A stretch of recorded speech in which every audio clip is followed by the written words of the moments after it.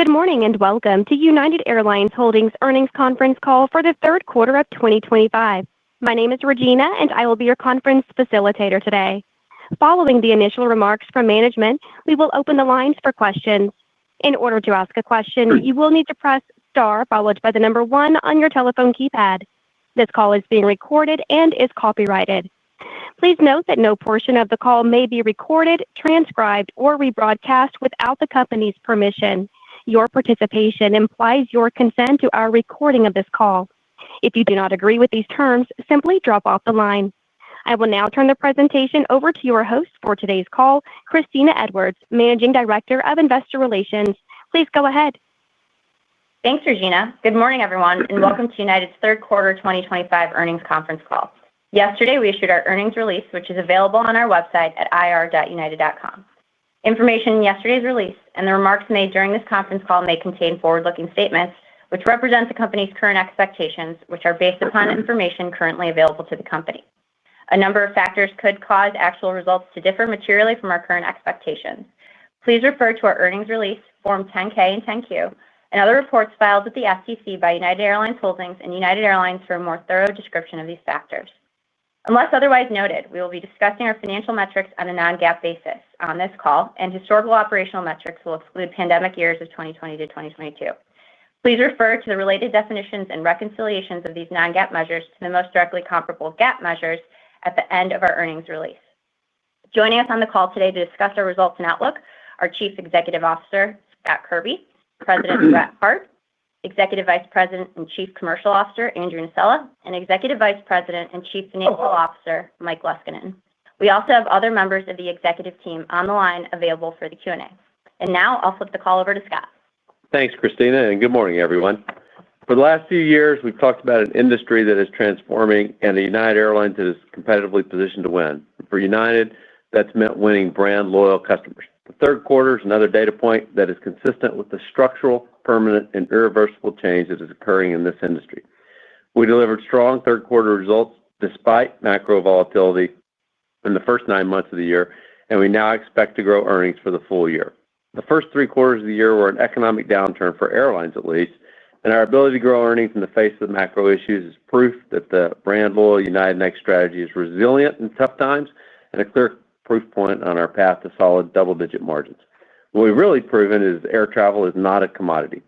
On our calls in the last few years, we've spent a lot of time appropriately talking about the industry structure and making predictions about how that would play out in the future.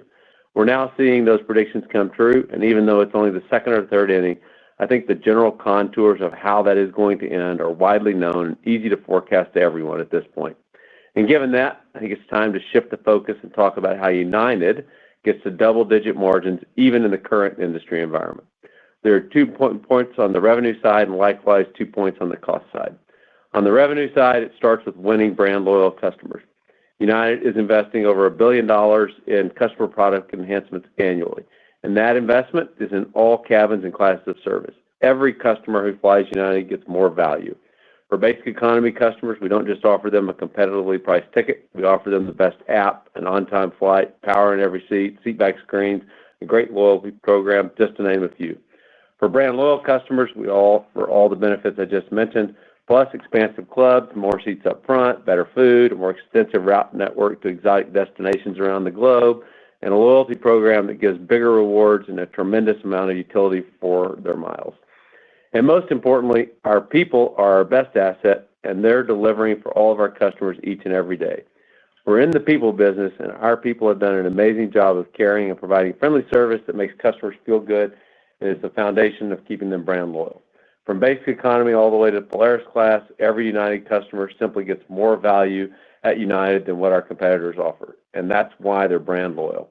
It's also why we're winning more brand loyal customers every day, and it's the important competitive advantage that is giving us a generational lead versus most of the industry. We believe that winning brand loyal customers sets up our second revenue advantage, the potential to double the EBITDA from our loyalty program in the years to come. We're still in the pre-game warm-ups for taking the United loyalty program to another level. But in order to invest over $1 billion per year in incremental customer products and services, we had to find a different and better way to manage costs. Historically, airlines looking to reduce costs have focused on cutting cutting customer-friendly amenities like food because most of our expense is in areas we can't control, like union contracts, airport fees, fuel, etc., or by adding utilization flying late at night on off-peak days or during slower times of the year. United is doing the exact opposite of that industry dogma, namely investing more for the customer and focusing on flying at times that can be profitable instead of just trying to maximize aircraft utilization. And you can see it in our numbers. Our major cost focus at United is to drive real cost efficiencies through our use of technology that can also improve the customer experience.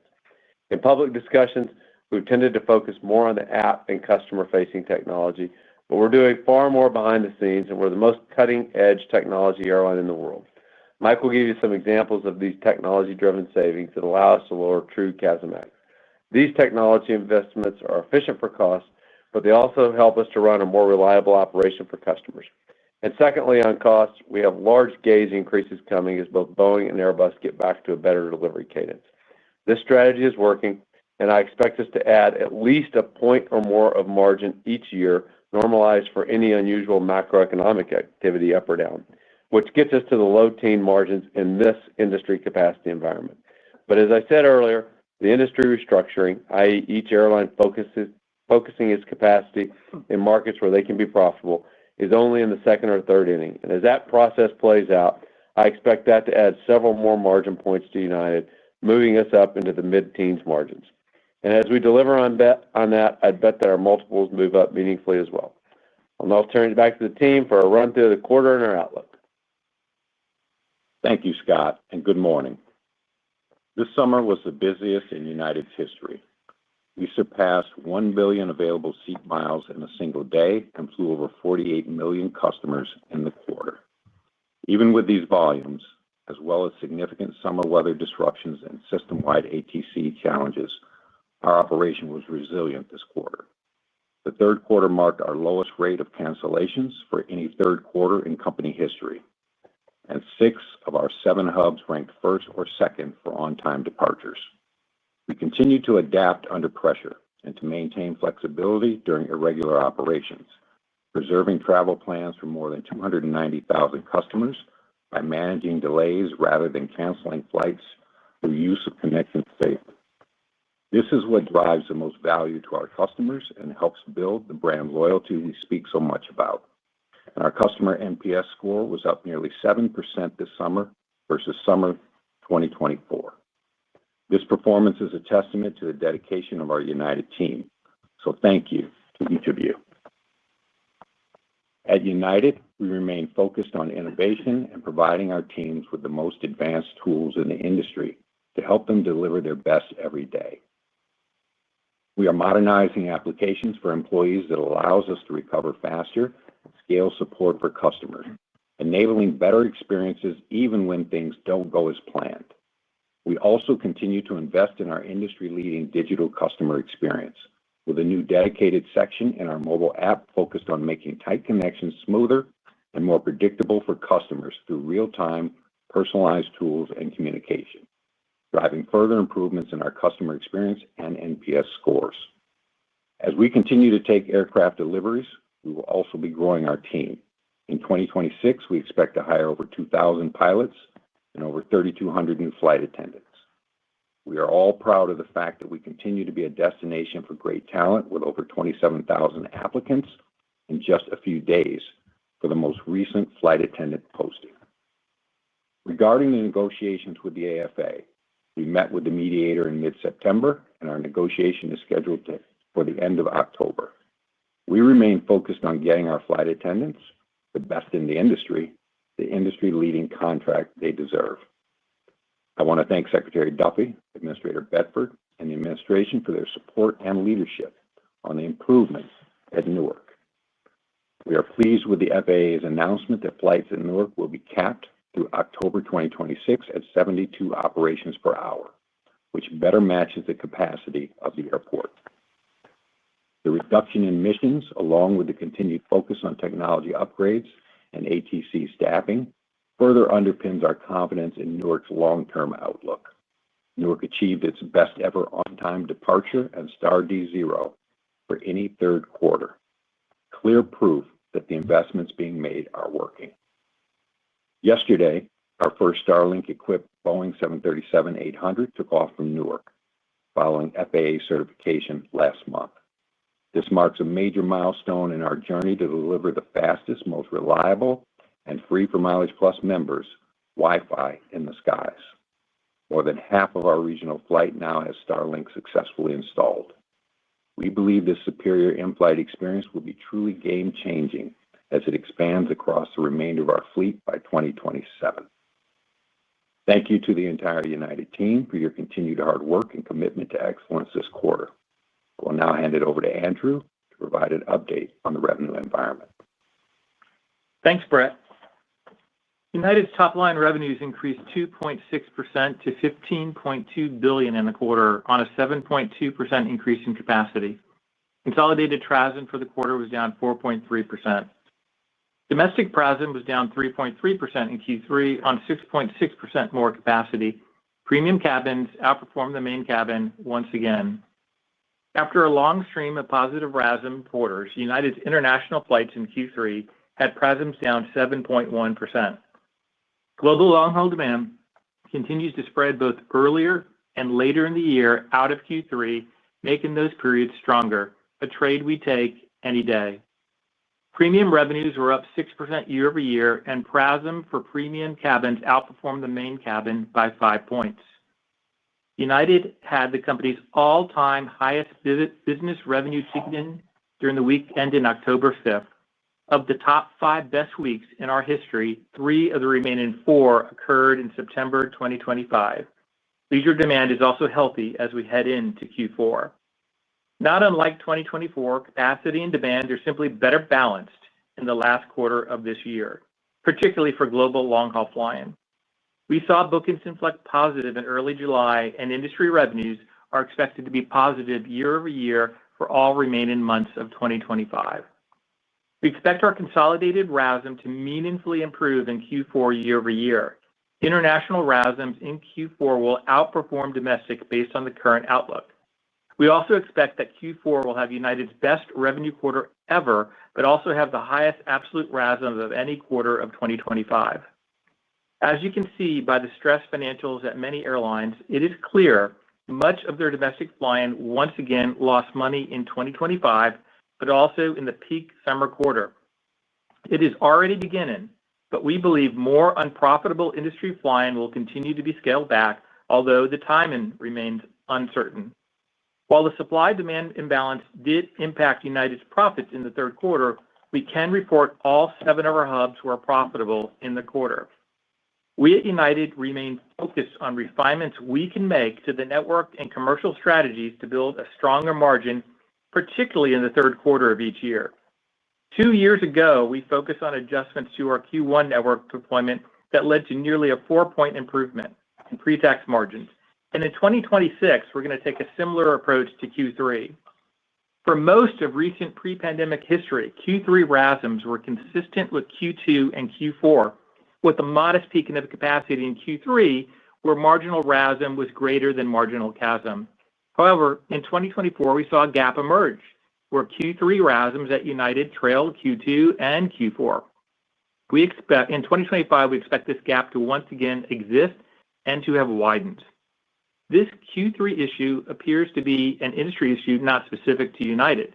As much as we love the relative Q4 performance in recent years, the idea that Q3 trails by the magnitude we've seen in 2024 and in 2025 represents an opportunity for margin expansion.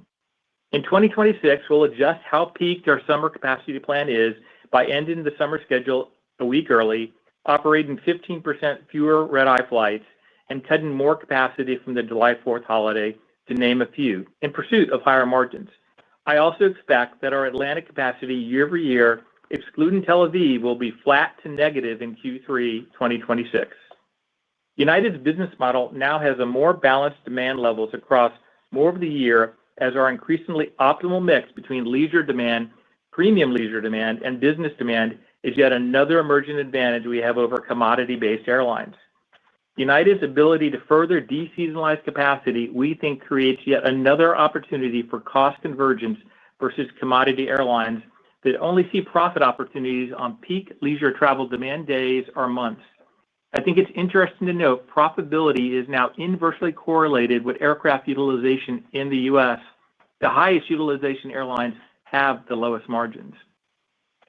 MileagePlus had another strong quarter with total loyalty revenues up over 9%. Co-brand remuneration was up 15% year-over-year and should end the year up over 12%. We are seeing increased retention of cardholders along with higher spend as United's brand grows. Today, I'd also like to share my view of where United has come from in the past decade, why our actual 2025 results thus far have proven so durable, and what we expect to drive continued gains among brand loyal customers and double-digit margins down the line. Starting with our many transformational annual investments of over $1 billion for our customers, we have successfully decommoditized most of United's passenger revenues.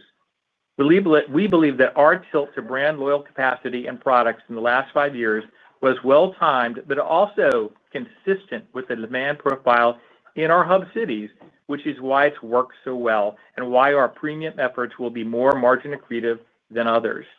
However, it's important to understand we're always investing to create value for all passengers in all cabins. Even our most premium yield passengers often fly in the main cabin, and our efforts to convert passengers to brand loyal clearly starts in the main cabin.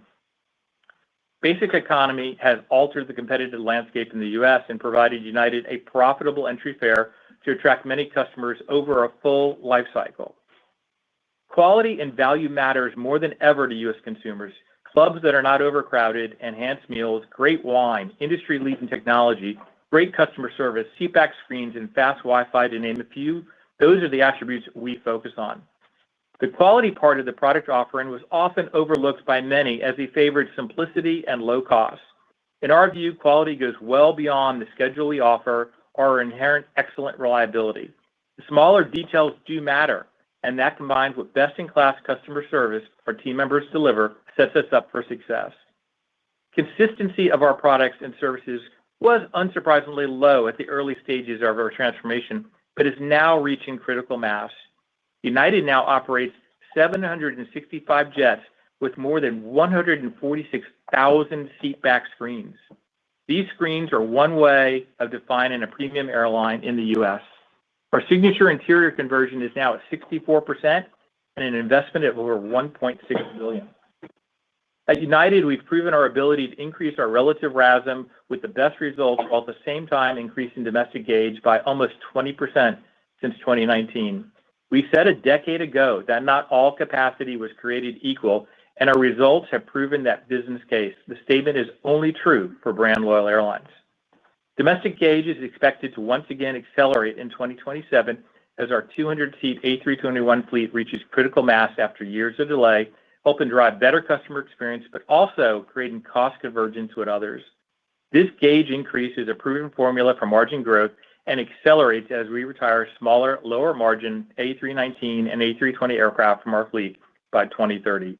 United's hubs can support this higher gauge and allows us to accept more basic economy passengers at a profit. Our transformation is making the world a smaller place for United and allowing us to add unique flying to places including, but not limited to, Greenland and Mongolia. A large thanks to the 100,000+ United team members who together have built this durable generational lead. I'm going to turn it over to Mike to talk about our financial results. Mike? Thanks, Andrew. We delivered a strong third quarter. Customers are speaking with their wallets and are increasingly choosing to fly United because of our strong operational performance and the significant investments we made and continue to make in the airline.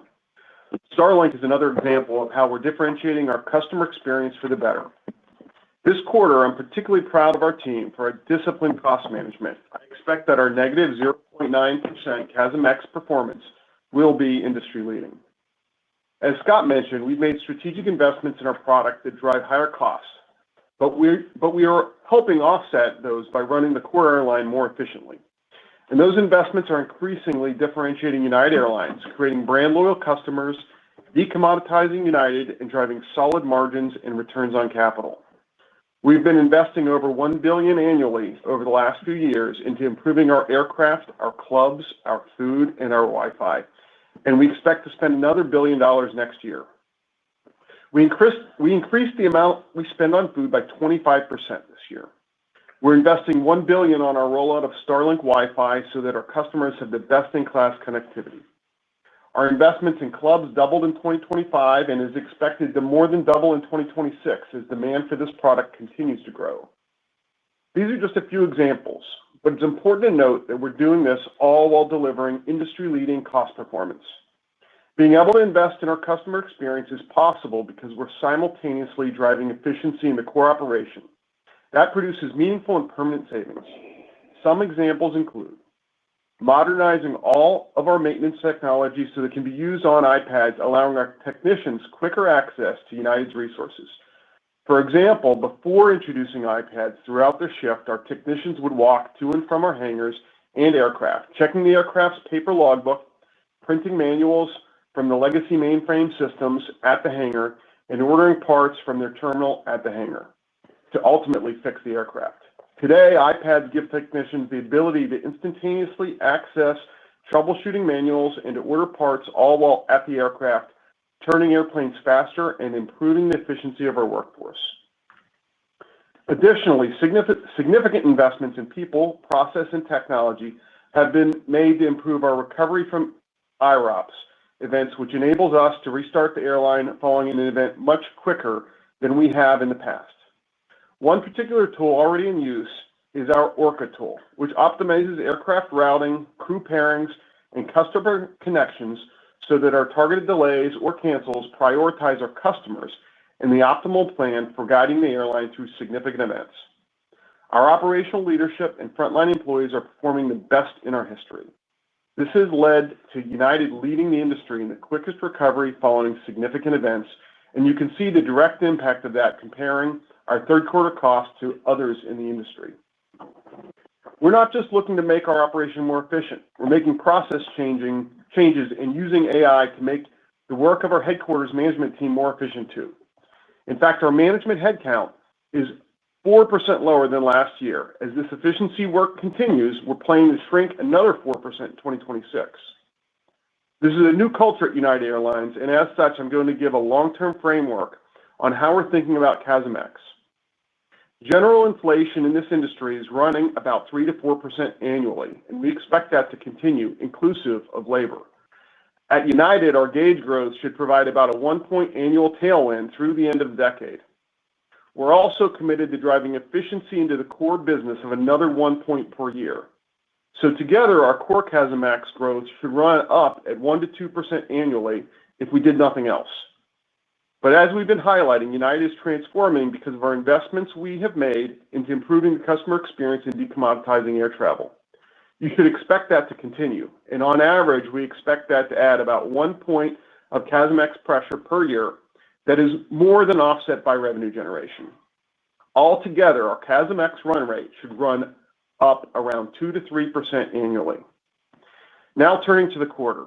We delivered third quarter earnings per share of $2.78, above the top end of our guidance range of $2.25 to $2.75, and ahead of Wall Street expectations of $2.68. Our pre-tax margin was 8% and would have been a point higher absent the disruptions earlier this year at Newark. We had industry-leading operational performance that underpinned strong unit cost performance. Our third quarter CASM-ex was down 0.9%. Our costs in the quarter did benefit by approximately 1 point of expense moving to the fourth quarter, primarily driven by maintenance, and approximately 1 point from the timing of certain labor contracts. Looking to the fourth quarter, the momentum in the revenue environment Andrew described continues, and we expect fourth quarter EPS to be $3 to $3.50. That brings our full-year EPS towards the better half of our full-year 2025 guidance range of $9 to $11, and should position us to be the only airline to grow earnings this year. This demonstrates that winning brand loyal customer drives resilience in the business, and when the economy rallies, provides upside. As I mentioned last quarter, the industry now has 2 brand loyal, structurally profitable, and revenue diverse airlines, which together will represent about 100% of industry profits in 2025. We continue to target double-digit pre-tax margins in the long term. Turning to the balance sheet, we continue to march towards our goal of an investment-grade balance sheet. During the quarter and earlier this month, we bought back 3 787 aircraft off of expensive COVID air leases that carried implied interest rates in the high single digits. This accelerated our deleveraging efforts while further optimizing our cost of capital. We've eliminated all expensive financing from the balance sheet and have no fixed coupons over 6%, an average floating margin of 1.9%, and an average cost of debt of less than 5%. These actions are being noticed by the rating agencies. We are upgraded by S&P to BB+ from BB on August 12th, the highest they have rated us in over 2 decades. This change gives recognition to the fact that our business plan is working as our earnings grow and become more resilient and continue our migration towards investment-grade credit ratings. Free cash flow generation also remains a key focus, and we expect to generate over $3 billion in free cash flow this year. I've talked about free cash flow conversion around 50%, and this year we're trending well above that due to the timing of aircraft deliveries. As aircraft deliveries accelerate and CapEx rises, we expect to remain in the 50% range. And as we exit the decade, we expect the conversion to accelerate closer to around 75%. On the buyback, we continue to take a measured approach and take advantage of opportunistic moves in the market while also working towards getting our net leverage below 2 times. To wrap it up, I want to thank the team for the continued execution. Our ability to manage through what has been an earnings recession for the airline industry has been remarkable. And while I still think there is upside to our absolute margin, and that matters the most, our relative margin is outstanding. My confidence in the financial future continues to grow as we exit the year. United Airlines and the industry continue to transform into a customer-centric, brand-loyal business. United Airlines will continue to provide more value to our customers, to our employees, and to our shareholders.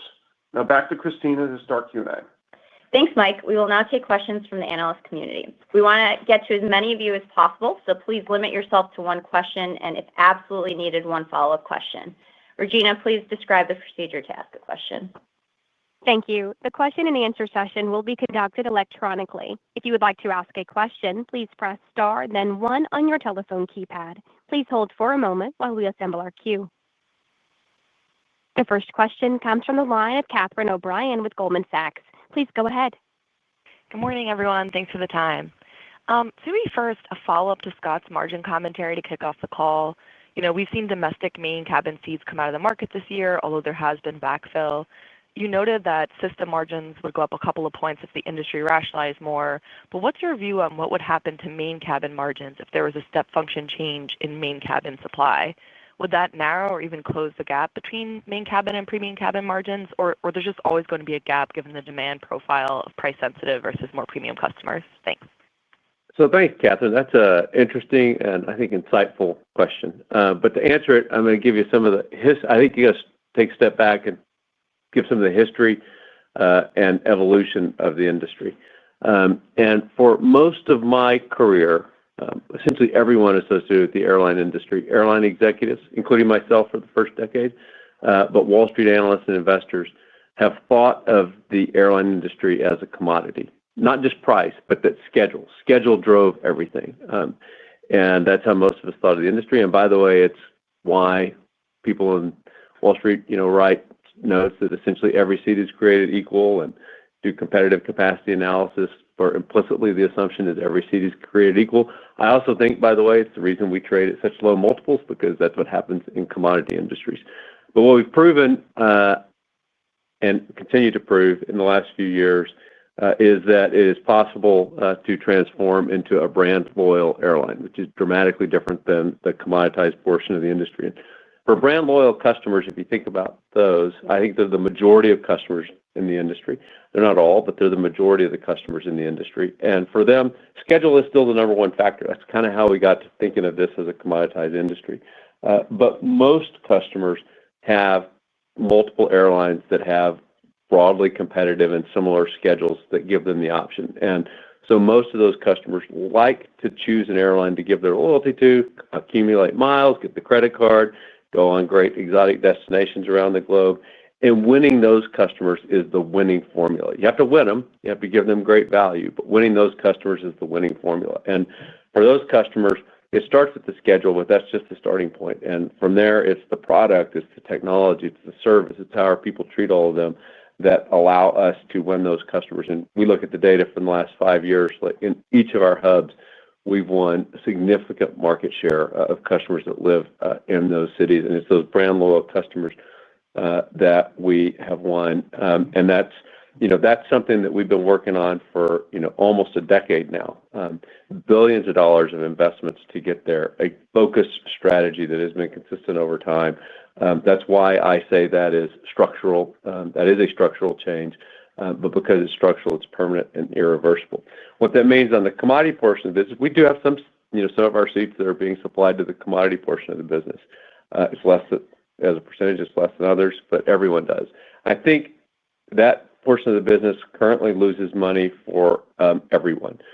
For the ultra low cost carriers, they're 100% commoditized, and you can see how much it loses, but it really loses money across the board. Brand loyal is higher margin, but commodity loses money. That supply is adjusting in the commodity portion of the business. I think it is going to continue. It's just started.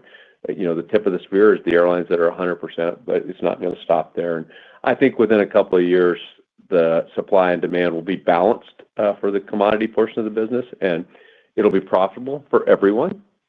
I think it'll be low margin, as all commodity businesses are, but it will be profitable. But the great news for us is that the majority of our revenue is going to come from the brand loyal customers.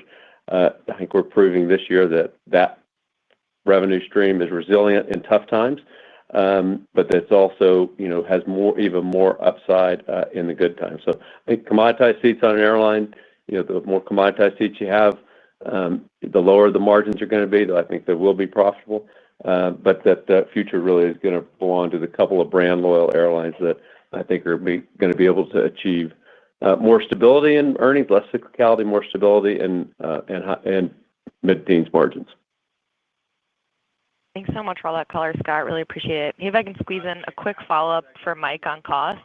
So last quarter, you had said fourth quarter costs would look similar to 2Q, inclusive of flight attendant deal. There's quite a lot of moving pieces since then with the flight attendants and some maintenance shift. Can you just update us on something to tether to? Could CASM still be close to that 2Q reference point, or if not, can you just help us frame it a bit more? Thank you so much. And thanks for the question, Katie. And look, we got about a point benefit from maintenance moving from 3Q into 4Q, as I said. We also get about a point benefit from the labor agreement. Underlying that, we also got a further third point of goodness that I think is indicative of what you're going to see in the future from us of underlying core efficiency. So all that came together for really an excellent result. I do expect 4Q to trend up from the 3Q level, but really proud of those results. Our next question comes from the line of Jamie Baker with J.P. Morgan. Please go ahead. Yeah, good morning. So a question for Andrew. Last week, the topic of premium leisure yields exceeding certain corporate yields came up.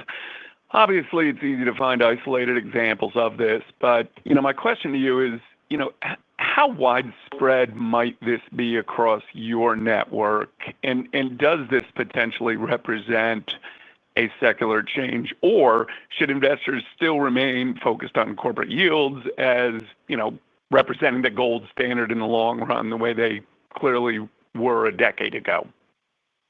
It's a really good question, Jamie, and it's a nuanced answer, based on everything else in our business that's complicated. So the answer is the premise is correct that we've seen the growth, the premium leisure, and the yield quality accelerate really fast.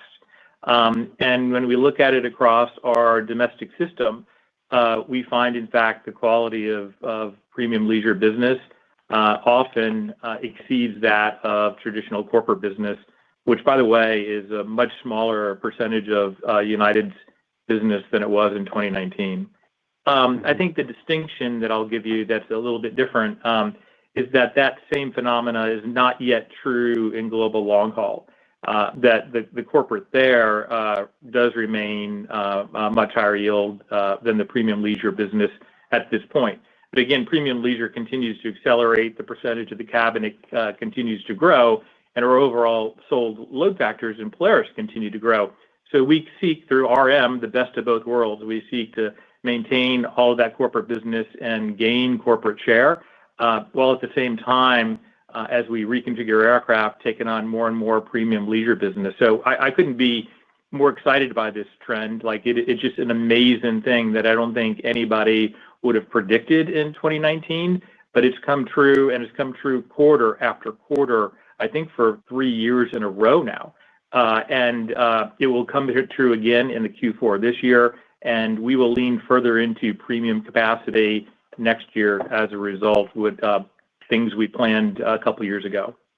And somewhat related to that, Andrew, the relationship between revenue and nominal GDP got a lot of airplay during the recovery, from COVID. It's not really a talking point anymore, but, the bull case at one time was that enough structural change had taken place that we would see the industry exceed, the pre-COVID long-term relationship. And certainly based on the A4A data, that hasn't happened yet. Maybe you crunch the numbers differently, but is this topic merely a blast from the past or something that we should continue thinking about? Do you think about it? Put it that way. Thanks. I don't think about it that way anymore, and I don't think about it that way in a large part.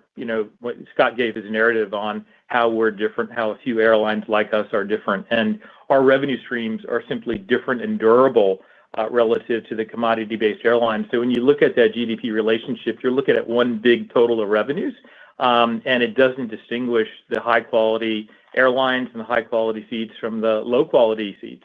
And that's the thing that I think has been lost in the formula that we all used to rely upon. So, no, we do not rely upon that formula as we used to. Our next question comes from the line of Andrew Didora with Bank of America. Please go ahead. Hey, good morning, everyone. Thanks for taking the questions. This first question for Andrew. I guess I noticed the air traffic liability fell only 3% sequentially. If I look back historically, it's been closer to down 10 2Q to 3Q. So I think this clearly supports some of the bullish commentary that you've had on the call.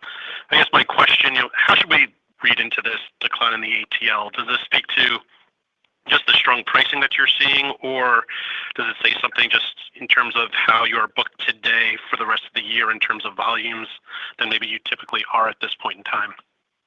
Those facts are correct in terms of the ATL. It's the momentum in the business. It is clearly a lot of good bookings that we've taken over the last few months reflecting our outlook for Q4, which, we're really proud of the outlook for Q4 and how it is inflected nicely from Q3. We're also booked a little bit ahead as we go into Q4. That reflects that. But overall, we've seen a really good environment. I said in my prepared remarks what we saw from business traffic at United, our bookings over the last few weeks, which have been really amazing.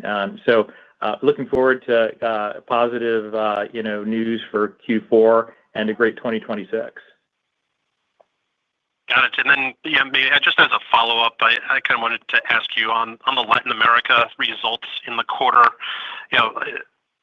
Your calls are very focused on margins. So just curious, why did you grow so much in Latin America in 3Q when it seems like the RASM performance certainly didn't warrant it? Just curious your thoughts there and how maybe you can fix that going forward. Thank you.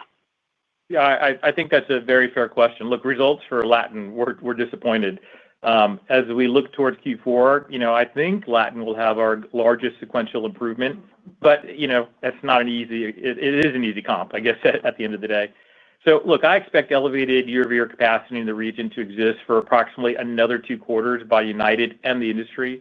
While competitive capacity tailwinds are favorable across most of our network in the coming quarters, that isn't true in Latin America, and that's very focused on Mexico and Central America. As we see in our domestic flying, we believe most of the new competitive flying in the region to the United States is unprofitable and transitory. We have a good position in Houston, and we intend to hold our ground. Non-core, non-Houston flying by United that underperformed will be removed. And I'll also say Deep South flying is setting up for a nice peak season, driving improvements. But, core United capacity to and from Houston to Mexico and Central America will continue as planned, and we remain very focused on the long term when it comes to our Houston hub and our Latin American franchise. Our next question comes from the line of Sheila Kahyaoglu with Jefferies. Please go ahead. Good morning, guys, and thank you. Maybe two questions. The first one short term. Can we talk about the sequential unit revenue trajectory for Q4? Just the moving pieces of domestic versus international. It's just somewhat interesting that international is going to outperform given where schedules are shaping up. Can you just give us a little bit of data on the booking curve and how the holidays are looking? Sure. Look, it's Andrew. Q4 is setting up nicely, as I've indicated, and I think as you all can figure out, if you look at our guidance, we're seeing really significant sequential gains in our RASMs. What I'll start off with is, Newark clearly had a substantial negative impact on Q3 of a little more than a point. And while we're always yield focused as a premium branded loyal airline, we did temporarily use lower prices across all products to regain share following that event, and that continued for most of Q3. Newark share did rebound, first with lower yield in local leisure passengers, and then with higher yield leisure and corporate business following the improvement throughout the quarter. And while the impact of bookings has largely dissipated, we did build a small deficit of Q3 bookings traveling into Q4, which is in our guide, by the way. The remainder, of our Q3 gap relates to the timing of events in 2024, including the Paris Olympics and CrowdStrike. And I think that's pretty simple math that others in the industry have explained. So I'm really excited about, the inflection. I think all three international entities are going to see really good sequential improvement. By the way, I think Atlantic, even with elevated capacity, will absolutely be positive in Q4 year over year. And probably the same is true for our Pacific entity. And so we did see this one-time, gap in Q3 based on how we shaped capacity. And as I said earlier in my prepared remarks, we're going to alter our schedule for 2026 to account for that. And then in the end, across the entire globe, Hawaii has definitely been a strong spot for us. But I'd say the rest of the globe is all performing at the same rate, which is a rate we're pretty happy with when we look, again, at the sequential improvement. Great. And maybe a longer-term question, Scott, maybe for you, if you'd like. You mentioned the 100 basis points of margin improvement per year. How do you think about that as CASM-ex rises 2 to 3% per year? It implies margin expansion is assuming RASM up low to mid-single digits per year. So how do you think about the drivers of that and obviously a significant divergence from history? Yeah, it does. The math means that RASM has to outperform CASM. I do expect that to happen. I mean, you look at next year, it's easy comps, to start with. But, we just continue to have a lot of traction with brand loyal customers. And you look deeper into the data where we won market share in each of our hubs and, how that is reacted, how that is flowing through the margins. Feel pretty confident that we ought to be able to get at least a point of margin per year. And I think if you kind of look at this year, there's been an unprecedented amount of stuff that has happened this year, kind of across the whole industry at a macro level, and also to us specifically in Newark. And the fact that we're going to grow earnings this year, I think, is quite remarkable. I use the word resilient, but it's also a demonstration that our strategy, if you strip all that out, we grew by more than a margin. We would have grown by more than a full point of margin this year. And so we feel really confident. You dig into the data on, brand loyal customers and what's happening in each of our hubs, that's going to be a tailwind. And I also briefly mentioned it in my opening remarks, but we have some really big ideas on the loyalty program, which we're not going to tell you today for anyone else asking. But I think we're going to double the EBITDA, by the end of the decade in that program, which is going to add more. I think we're just beginning to realize the full potential of the loyalty program, and there's a lot of runway there. Sheila, I can't help but pile on. When I talked about the CASM-ex buildup, I talked about 1 to 2% of CASM-ex related to inflation after we have the opportunity to drive engage. And then we're adding a point as we create more segmentation, more premium product. We're adding that point very consciously because it's driving consumer preference. It's driving consumers to upgrade their cabin. It's driving consumers to buy what is a premium product. And so that's profit accretive. If it wasn't profit accretive, we wouldn't spend it.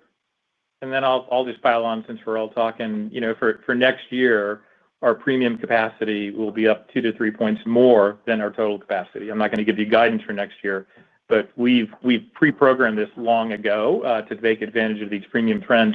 And we know that we need to change our commercial strategies, our configurations, and our products in order to achieve those RASM gains. And the good news is we've pre-planned it, and it's going to happen.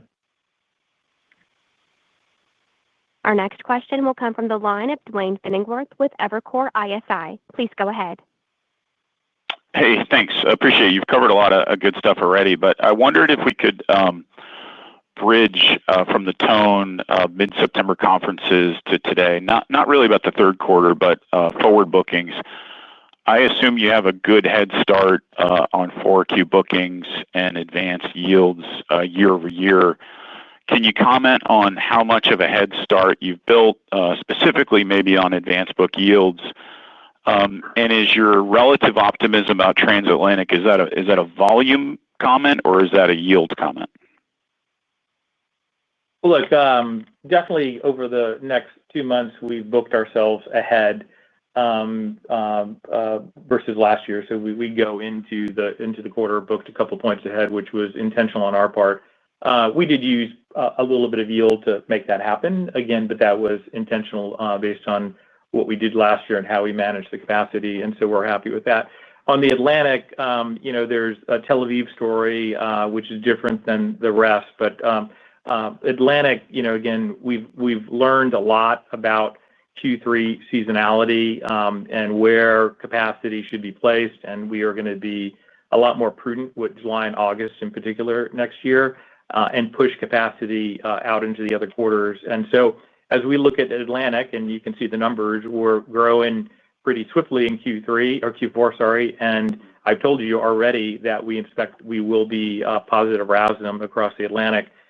So we've properly placed our capacity. We're aware of the demand trends, and we're very happy with what it looks like.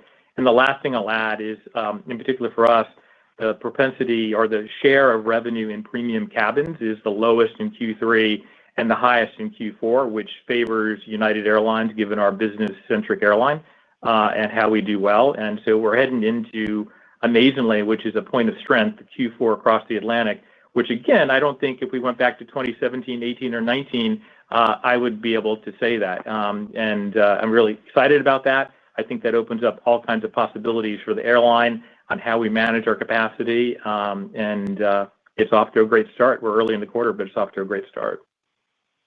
Thank you, Andrew. And just quickly on costs, Mike, can you talk more specifically about the maintenance expense that shifted here? The muscle memory is such that there always seems to be something that's going to come back, and then it never does. So I think you've been, good and conservative there.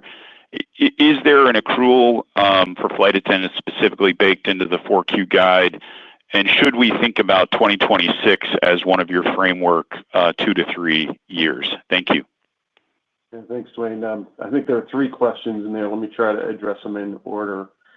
2020, the quarter, the 1% movement was primarily engines. This happens with some frequency where an engine event that we had been expecting pushes from 3Q to 4Q or 2Q to 3Q. That happens.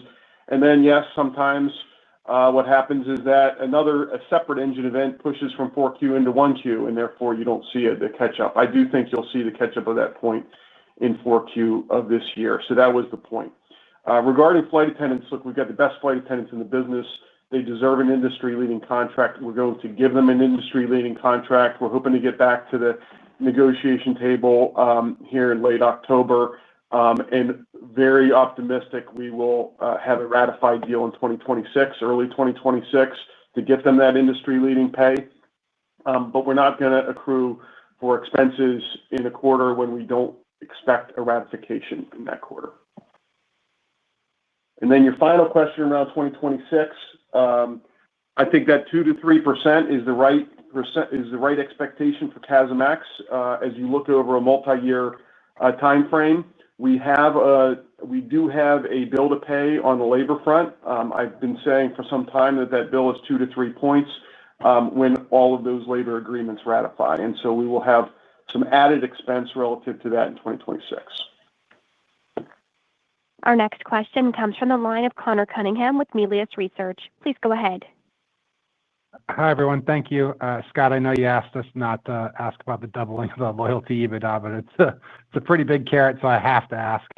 Maybe you could talk about, you redid the deal on your credit card with Chase right before the pandemic. I think that we're getting up to the time where we start to renegotiate a new one. So maybe you could talk about what is the driver behind doubling in terms of a new rate and versus what you're going to do behind the scenes to make the loyalty program more valuable. Thank you. So look, I'll start. Look, we couldn't be more excited about the opportunity. There's a lot going on in the space, and I'm not going to divulge the details of our Chase contract in terms of its term. That remains confidential, but the term doesn't go forever, just like every contract we enter into. I think the broader point is when we think about the frequent flyer program, United is a true loyalty program, and loyalty is different than a reward program. And it's important that we manage our program in that vein. And there are a bunch of things we can do to take advantage of our unique status. And we think there's only in the United States 2 to 4 loyalty programs. Everything else we talk about is a reward program. And so we're not going to announce it today, but we're going to be working very hard to make sure that consumers fully understand the distinction between our program and the alternatives and the rewards and the value that can be achieved at United in a way that I don't think has been done in the past. So I think that's enough of a hint for now and more to come. But, as Scott said, we're very excited about this, and we'll see where we get. Okay. We'll look forward to that. Maybe sticking with the whole hub stuff and capacity in general. Scott, I think you did an interview not too long ago. You talked about how United only fights battle from the high ground. When you guys first came there to take over United and reshape it, you talked a fair bit about the mid-con hub strategy. I was hoping you could just mark where we are in terms of that rebuild. It just seems like there's, the industry's in flux right now. There's an opportunity to kind of start to potentially think about focus cities and whatnot. Can you just talk about the opportunity beyond the 7 hubs in general? Thank you. Sure. Well, I'll start off with, and I'm sure Scott can add some of his wisdom to the conversation. But we haven't completed the United Next assignment that we set out to do. We should complete that either probably in late 2026 or maybe early 2027. And that goal is to reach a certain level of connectivity, critical mass, and gauge that allows us to achieve much higher domestic margins than we have traditionally achieved in our domestic hubs. As I've said many times, and I'll say again today, international margins lead the way at United. And while I expect that to be true over the long run, I do expect the gap to be able to shrink dramatically based on what we plan for the hubs. And in particular, this gauge calculation, we still remain undergauged. That gauge is going to change our cost convergence calculation even further, allow us to capture more share at the high end and more share at the low end, all profitably. But we still have, roughly 1 to 2 more years to go. We'll figure out the exact endpoint. But after that endpoint, we will take a broader look beyond our hubs at what makes sense. But, we're very careful to make sure that whatever flying we add is margin accretive. And that'll be a test beyond our hubs. But for right now, still very focused on our hubs. Our next question comes from the line of Scott Group with Wolfe Research. Please go ahead. Hey, thanks. Good morning. I've got 2 quick ones. I'll just lump them into one. The loyalty EBITDA doubling, just a rough starting point, what percentage of the EBITDA is it today? I just want to get a sense of the base. And then, Mike, just your point about 2 to 3 point bill from labor, is that all 2 to 3 points incremental that comes next year? Have you realized some of that from some of the other labor deals? I just want to is flight attendant an incremental 2 to 3 points? I guess that's what I'm trying to figure out. Let me take the expense question, Scott. This is not the time where we would give 2026 guidance, and nor do we give CASM and TRASM guidance anymore.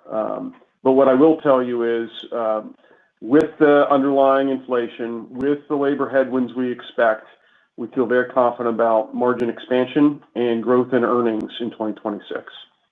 For more detail on that, you're going to have to wait for the Q4 call. I'll give loyalty to Andrew. Thank you, Mike. We can answer. Andrew just answered a very similar question right before this, Scott, and you'll have to wait and see for an investor day when we provide a clear breakdown of the contribution of this business. But it's obviously a very meaningful portion of our earnings. And for those of you that are next in the queue, I'd suggest you take my recommendation to limit yourself to one question. Our next question comes from the line of Tom Fitzgerald with TD Cowen. Please go ahead. Hi, thanks so much for the time. I was wondering if you could just update us on the cadence of Starlink installation as we move through 2026, and then how the opportunities that opens up for connected media. Thanks again.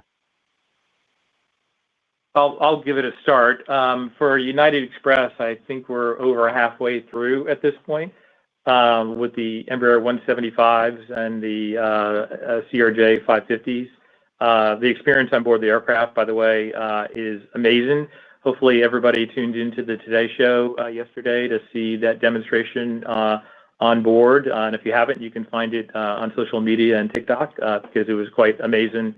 Our first 737-800 took off yesterday from New York to Houston with dramatically higher NPS scores, like off the chart on that aircraft equipped with Starlink. It is a game changer, a gate-to-gate experience, reliable, and as fast as your living room. This is going to be a unique differentiator versus our other competition. And I tell you, of all the things we put on board aircraft, all the changes we made, whether it's wine or food or better seats, Starlink could be the biggest of them all. And as you pointed out, one of the more exciting things is how we intersect Starlink and the ability to deliver unique content to each and every seat in our connected media business. Obviously, we have, I think, through the end of 2027 to install Starlink on all of our aircraft, and we're going to do it on every single one of our aircraft.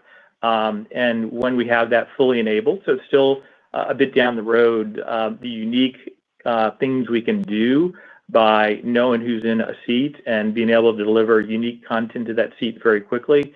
And by the way, that's not only the media opportunity, but that's about delivering aids to help in the travel journey, whether your luggage made it on board the aircraft or what you're about to eat or any other thing you need to know to make sure that you are stress-free when you travel on United Airlines. So much upside.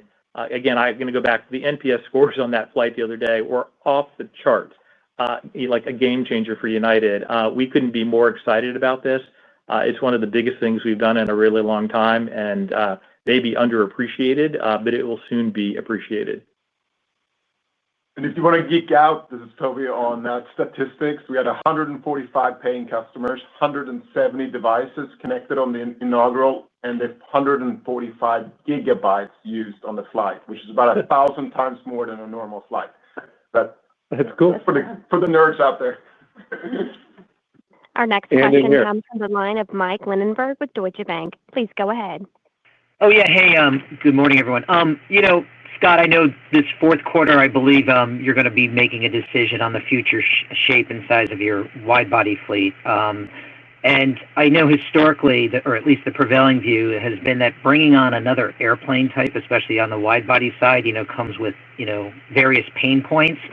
Can you just discuss some of the factors? Like, how has that evolved, or is it still as prohibitively expensive to bring on an additional type? Just your thoughts around that. Thanks for taking my question. Hey, Mike, this is Mike. I'm going to take that question. You're right. We're always thinking about fleet decisions, and this fourth quarter is an important decision for us. There are complexity costs around having additional aircraft types. That is always true for United, given the nature of our hub network. That has not changed. The larger we grow, and to the extent it's a larger subfleet, that gives us that gives us opportunity to mitigate. But there are also different capabilities of different aircraft, and you need different range and you need different gauge. And so we're weighing those against one another, and we're weighing the price, and we're weighing the expected maintenance cost of the aircraft, and we're going to make the decision that optimizes profits for the long term for United. So stay tuned. Our next question comes from the line of Savi Syth with Raymond James. Please go ahead. Hey, good morning. I was curious if you could remind us again how you're thinking about the fleet plan. It seems like you had a few more deliveries this year than you had initially planned, so Airbus and Boeing getting their act together. So curious how you're thinking about kind of 2026 and how that progresses. Thanks, Savi. Look, Boeing's definitely getting their act together on the narrow-body side, and we're getting some additional deliveries versus what we had expected, and I think that's going to continue in 26 and maybe even 27. On the wide-body front, we're still seeing some delays, although there's reason for some optimism on that front as well. To the extent that occurs, we'll see additional deliveries. That'll drive CapEx up in the short term, but the upgauging on the narrow-body side in particular, combined with the financing terms and our prices, it is margin accretive. It's pretty quickly, actually, even return on capital accretive, and so we're welcoming some faster deliveries of delivery of aircraft. And as I talk about free cash conversion, we run a whole multitude of scenarios, and I feel very good about expanding free cash conversion even with some growing CapEx. Our next question will come from the line of Ravi Shanker with Morgan Stanley. Please go ahead. Good nice morning, everyone. Apologies if I missed this, but I think there hasn't been much talk of the government shutdown so far. If you can just help quantify what you're seeing out there, what are some of the puts and takes in terms of the range of outcomes and whether that is your act of God built into your guidance for the quarter. Thank you. Okay, I'll try. First, the controllers, despite a lot of the press, the controllers are professionals. The vast majority of the controller workforce is showing up to business. We also have more communication and coordination at all levels with the FAA than I ever have seen in my entire career. And the sum of those two means that the system is actually running well. We have our lowest cancellation rate in a decade for October, second best on-time performance. From a bookings perspective, the first couple of weeks, there hasn't really been a measurable impact in the first couple of weeks of October. Though I think the longer this drags on, obviously the risk will grow on both of those points. So I hope our politicians will figure out how to get in a room, compromise, and get something done. Robbie, to your question of an act of God, I think we calibrated the range of earnings per share for Q4 with government shutdown in mind. It's one act of God, not two acts of God, but we've got reasonable room there for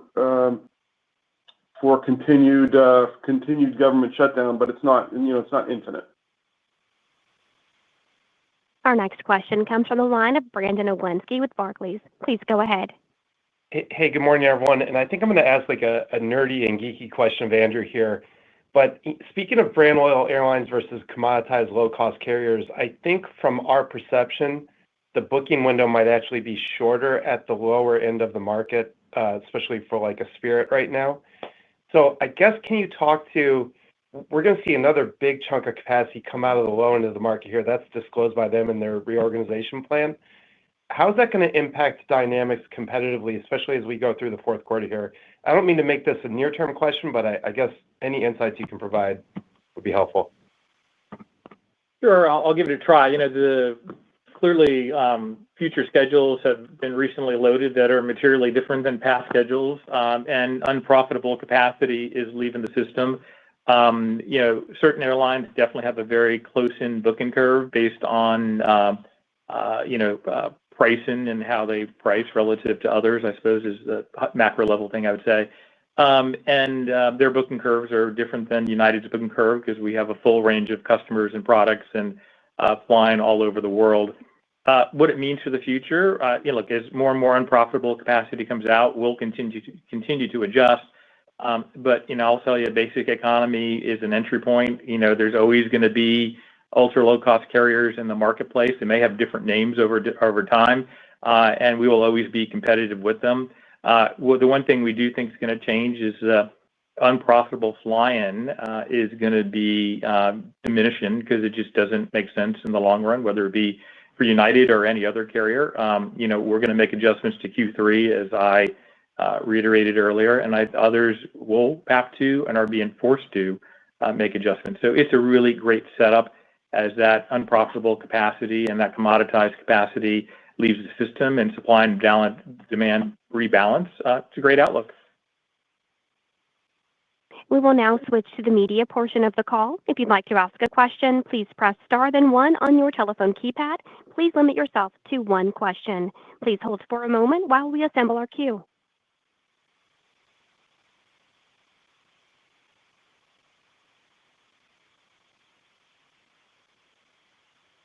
Our first question will come from the line of Niraj Chokshi with The New York Times. Please go ahead. Hey, thank you. I was just curious, you guys have talked about how premium demand will be resilient in a downturn. Can you just kind of talk through a little bit more about how that is, why you believe that? Sure. Actually, I call it brand loyal demand instead of premium demand to start with, because many of our brand loyal customers are flying in economy. They sometimes fly up front as well, but they often are flying in economy, and that demand has been resilient. I think is resilient. There are people that in many cases do have the incomes to continue traveling. Travel is high on the list of what people want to do, and most of those people do. Many of them are business travelers that are flying for business, and because you have higher share there, that's what really makes that resilient. If demand kind of bleeds off on the lower end when there's economic stress, there's more seats available on United Airlines for those brand loyal customers.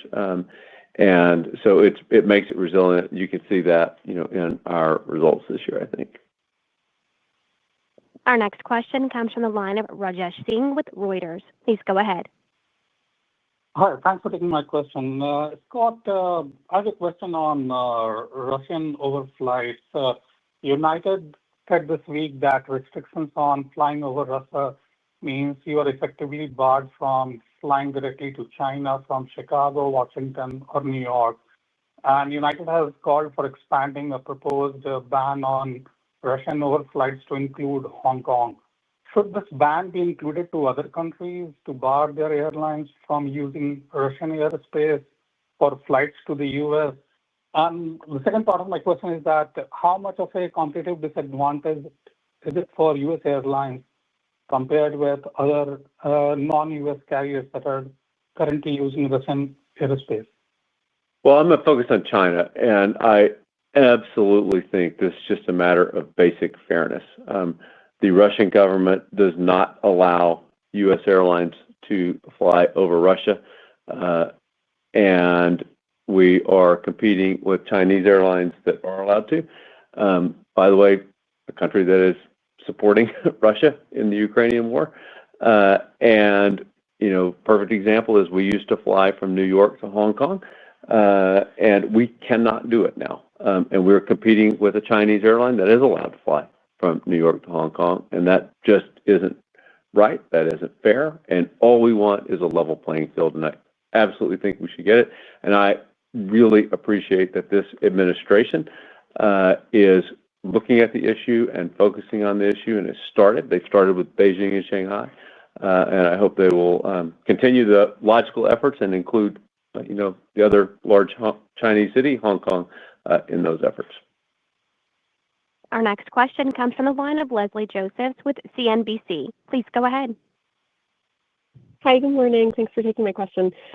With the shutdown, is there a certain point that you think the airline could start feeling some of the impact? We heard from another airline that maybe if it went on for 10 days longer, which we're kind of in that territory now, that things could get a little bit more difficult. Is there any sort of cutoff that you see there? And then second, there are a lot of other airlines, large and small, that are trying to go premium now.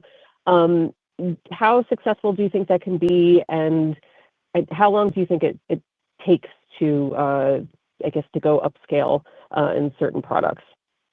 So on the first question, the answer is we don't know. It was a little unprecedented, or at least it doesn't happen often, so you don't really know. So I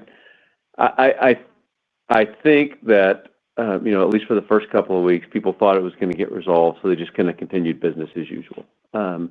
But as time goes on, as people read headlines that say it's not going to get resolved soon, people start to lose confidence in the government and the government's ability to resolve this. And that's when it starts to impact books. So I don't know when that happens. It's not some magic step function. But every day that goes by, the risk to the U.S. economy grows. So I hope we will avoid an unforced error here. And the second question on other airlines, look, we've been doing the investment in the customer for a decade. It is billions of dollars of CapEx and OpEx. There's two ways that you can get revenue improvements from the kinds of premium investments that people are making. One, you can get your own customer base to buy up to those products. Two, you can get market share shift. The other airlines, I think, will have some success in getting their own customers to pay more for some of their products. But the biggest upside is getting market share shift. And you're not going to get market share shift away from an airline that's been investing for a decade. Like, another airline getting a little bit better than they are today is going to come nowhere close to what United is. And a brand loyal customer is not going to say all of a sudden, airline X, closed one of 100 points of gap between United and them. So I'm going to switch my loyalty. They're going to stick with United. So I think they might have upside in their own customer base, but there's really not much upside in the market share shift part of it. And I will now turn the call back over to Christina Edwards for closing comments. Thanks, Regina. Thanks for flying with us this season. We'll see you again next quarter. Please contact Investor and Media Relations if you have any further questions. Thank you, ladies and gentlemen. This concludes today's conference. You may now disconnect.